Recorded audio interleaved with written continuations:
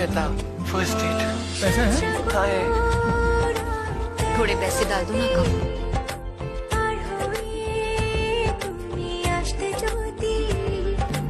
कोई अच्छी जगह ले जाना।